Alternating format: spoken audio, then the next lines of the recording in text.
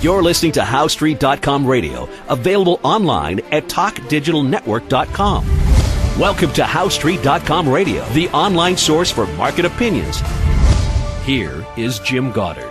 My guest is Eric Hadik, president of InsideTrack.com, Inside spelled INSIIDE. Welcome to the show, Eric. Oh, thanks for having me back, Jim. Always a pleasure. Taking a look at the price of oil, it has been going up. Is that part of its natural cycle, especially this time of year? Yeah, it definitely is, but I see something bigger at work there, something you and I talked about in these discussions for the last year or so, and that had to do with some major longer-term cycles bottoming in the first quarter of 2016, and that also, not surprisingly, coinciding with major cycle lows in certain petrocurrencies like the Canadian dollar and the Russian ruble. So I think that there is more at work than just a seasonal type of cyclicality, but that oil is in the time frame when I'm expecting a major multi-year low.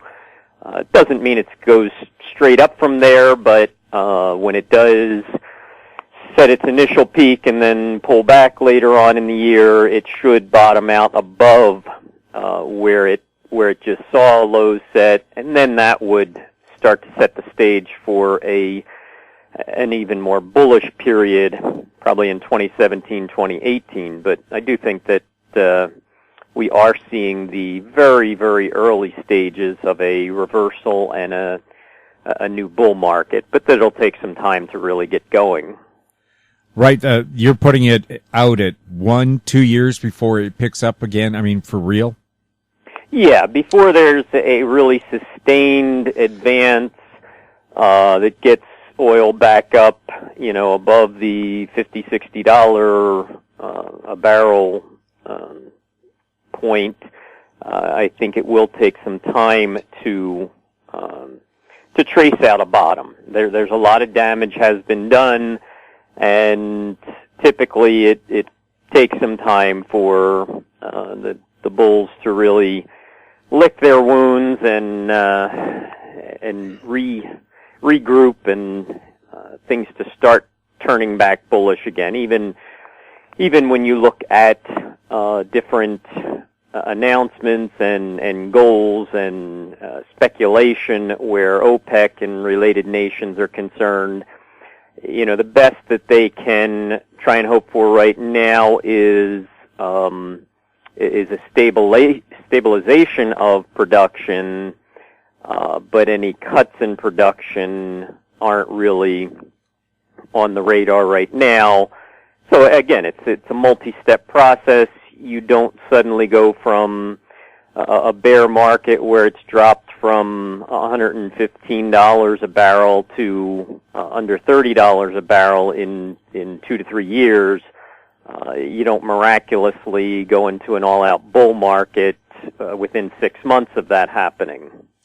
Now, Eric, when the price of oil started to fall, I think you're one of the people who told me this is going to happen, relatively fast, and all the oil producers are going to hope, and they use the word hope, which isn't a plan, they hope that it'll pick up within 6 to 9 months, and you said, no, that's not what the cycle predicts, and you were bang on.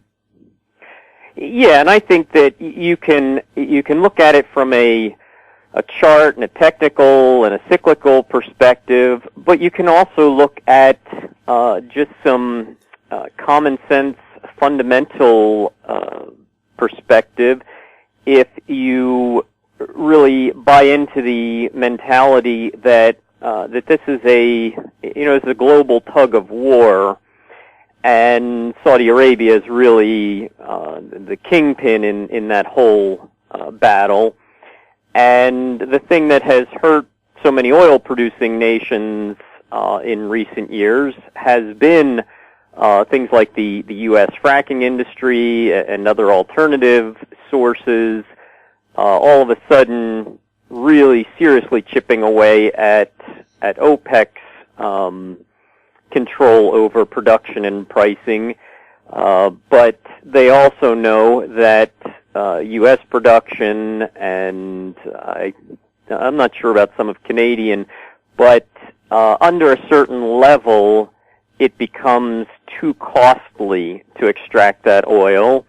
And so if if oil were to bounce quickly, then the U.S. production would still kind of hold out hope and keep most of their operations alive and look for the next rally. But if if the big producers manage to keep it low for a while, and if they don't go bankrupt in the process, then it starts to have that domino effect on U.S. production, and to where when the shutdowns and the bankruptcies become a little bit more permanent, then there's a longer term hope that the pendulum swings back to OPEC being the real production leader and the one that calls the shots.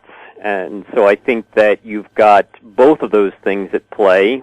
The charts and the cycles often reflect unknown fundamentals until they become apparent and more manifested to the masses. And that's one thing that I think is definitely at play, is this whole tug of war. One problem I can see once prices go up is how do you regather the workforce to produce it?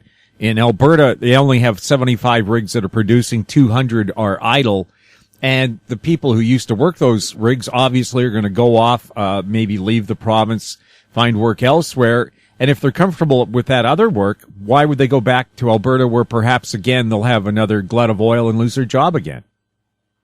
Well, and you also have that whole type of bubble scenario too, like there has been in certain American states where it was such a boom with the fracking industry and those states and their tax revenue and their real estate, everything was just heading straight up, and just it's kind of a mini version of the real estate bubble in 2007, 2008, or that's when the bubble was bursting, I should say, but the early 2000s, that when those bubbles burst, as you are pointing out, you no longer have the same scenario, the same infrastructure, the same population there, that people have to adapt to that, and often that involves moving on. And there's just the whole economic structure of it too. When a bubble has burst, just like we're talking about the price of oil, it doesn't automatically, miraculously recover and head back up. There's a long bottoming process where those bankruptcies and that bubble bursting has to really play out, and things get filtered out of the system before you can even think about a new bull market taking hold. And I think that that's probably partially what OPEC is banking on. Well, they're planning a meeting in Doha next month to talk about a possible oil production freeze. And I know the last time they even mentioned the word production freeze, the price of oil went up, and I noticed today the price of oil was up again over $1. Right, and that is perception and anticipation, but as you point out, that's production freeze. And we all know that there's constant cheating on any of those production quotas. And you've got, Iran, who's just coming back onto the world market. So even talk of a freeze, it will certainly boost the markets, but then it's more a waiting game of, okay, show me the money. Are these freezes really going to take hold to the extent that they were touted, or is it more just of a symbolic type of thing to try and stabilize the price of oil? And that's why I say, too, that any realistic mention of things like cuts is still way out on the horizon. One of my guests earlier in the week said there's something like 555,000 barrels of oil that are unaccounted for. In other words, more than what the official production rate is. They don't know where this oil has come from, who's made it, but somehow it's ended up in inventories. It seems like a slippery substance to really keep track of. Right. And that just all kind of plays into that idea that the bottoming process will take quite a while for it to really trace out a bottom and begin to mount any sustained advance. You'll have your dead cat bounces. You'll have your quick $10 run-ups in crude, and those run-ups may take it to a slightly higher plateau, but you'll quickly see consolidation and perhaps retracing half of that run-up and then just sitting in a range for a while, and just that ongoing stair-step process of a bottom unfolding. We'll have more with Eric Hadik right after the break. Bird Dog, the ultimate tribute to the Everly Brothers and Simon & Garfunkel. Coming to Mission, White Rock, West Vancouver. Buy online and save at ontourtickets.com. Welcome back. We're speaking with Eric Hadik. Eric, what can we expect on the American stock exchanges? Well, I have been, since the time when I thought we were seeing a major top forming in late 2014 and early 2015, I have been saying the same thing, and that is that I thought the subsequent bear market would take hold over 2 to 3 years, at a minimum, actually. That's kind of the primary horizon that I'm looking at right now, but that the majority of it would look very much like most of the indices saw in 2000 through really mid-2001. So for about a 15-month period, if you look at charts like the Dow Industrials and the S&P 500, they would see a 1 to 2 to 3 month sharp sell-off, and just as they were breaking the latest support level, all of a sudden they'd stop on a dime. And then they'd see a 1 to 2 month rally that went almost back up to the highs that preceded that drop. And so all of a sudden, all the damage from that preceding decline seemed to be alleviated, and the talking heads would start talking about the bull market, and it was going to keep going. Now it's time to take off. Last buying opportunity. The train's pulling out of the station. And then you'd see the market roll over, spend a month at those higher levels, and then another 1 to 2 month sharp decline take hold. And that decline would, in most cases, would breach the previous low, and just as it did, and just as panic was about to set in, it would stop on a dime again and turn back up. And you saw this sequence now behind, or at the same time, the dot-com bubble and the NASDAQ 100 was just collapsing. But the majority of the indices were seeing this sequence where they'd see a 1 to 2 month sharp sell-off and then an ensuing rally that recouped often 80 to 90% of that preceding decline. And that went on for a good 15 months. And it took kind of the second shoe dropping, and that second shoe being the events of 9/11, to really have all of the indices breaking below support and previous lows and following through to the downside. So, applying that discussion back to the present, I kept saying in early 2015 that for at least a year or more, we would see that type of action. And it wasn't that there was necessarily a specific cycle linking it to early 2000, but there were a lot of factors, both fundamental and technical, that were showing that was the type of rolling over sequence that I expected to see. And that's what we've seen so far. You saw that July, August plummet, and then before you knew it, by early November, many of the indices had recouped 70 to 80% of what they lost. And just when everyone was talking about, okay, that 10 to 20% drop is behind us, now it's time to start looking forward, then the December, January plummet took hold, and the markets spiked back down to their August lows and a little bit below them, just like the charts of 2000 in many of the indices. And just when everyone was at their most bearish, the markets turned around, now have recouped 60 to 70% of those declines. So I continue to anticipate a similar sequence. I think we are going to see another sharp drop leading into June of this year when even more significant cycles come into play. But a little later this year, I think, is when we're fundamentally going to see kind of a second shoe drop, where then the bear market starts to extend itself, and instead of just spiking below previous lows, now it starts to trade below them and continue to accelerate below them. And so looking out later in 2016, I think, is when we're going to see a more believable bear market take hold in U.S. stocks.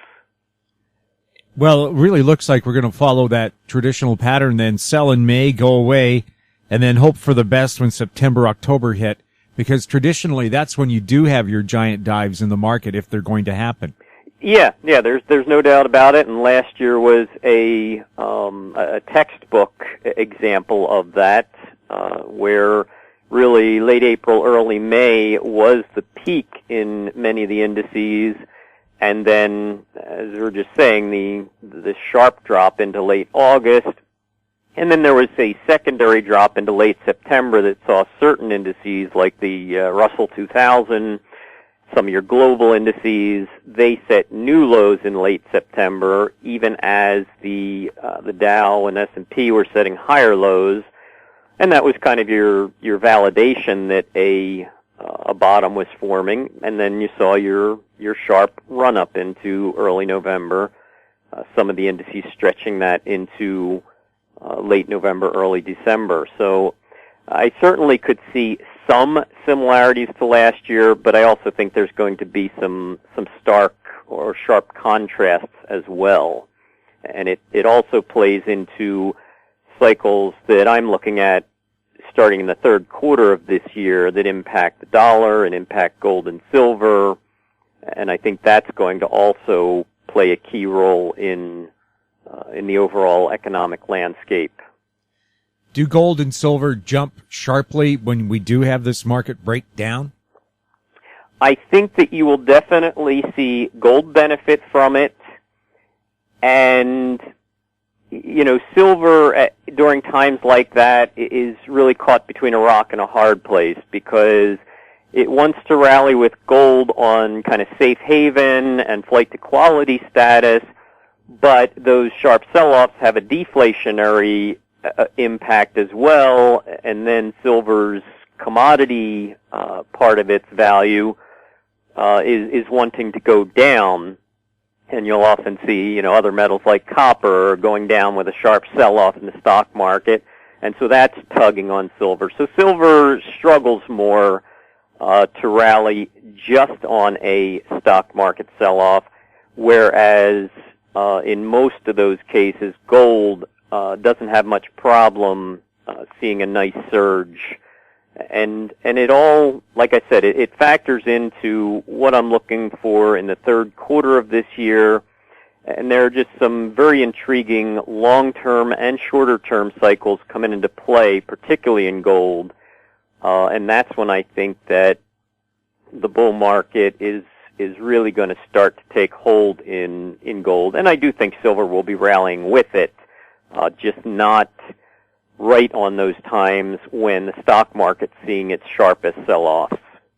The Canadian dollar, little hope for it until the price of oil increases in a couple of years?